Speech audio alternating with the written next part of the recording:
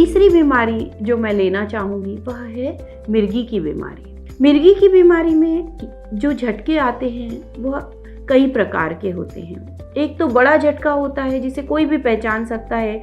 मरीज आंखें घुमा लेता है, दांत कड़ी बांध लेता है, हाथ पैर कड़क कर लेता है और कभी कभी लेटरिन पेशाब भी छूट जाती है। इनमें तो सभी लोग इमरजेंसी में तुरंत अस्पताल आते हैं, लेकिन कुछ अन्य झटके भी आते हैं जिन्हें पहचानना ज़रूरी होता है।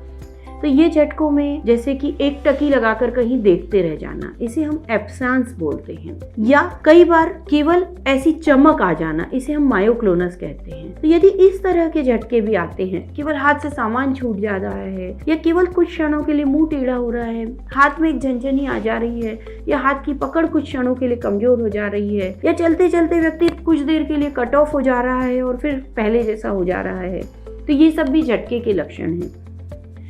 तो इसमें तुरंत आपको अपने डॉक्टर से मिलना है।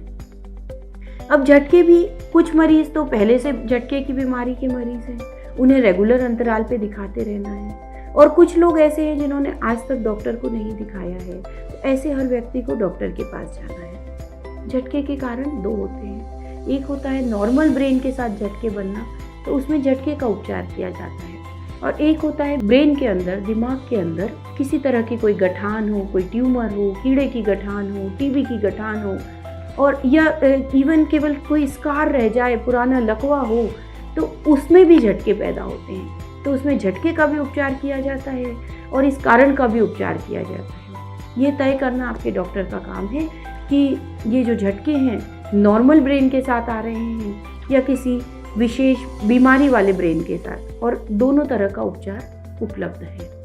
तो यह हुआ मिर्गी का उपचार। कभी कभी घरों में ऐसे मिर्गी के झटके आ जाते हैं, तो उस समय हम क्या करें? अस्पताल तो 5 मिनट 10 मिनट की दूरी पे है, मरीज को झटका आ गया है, तो आप क्या करेंगे?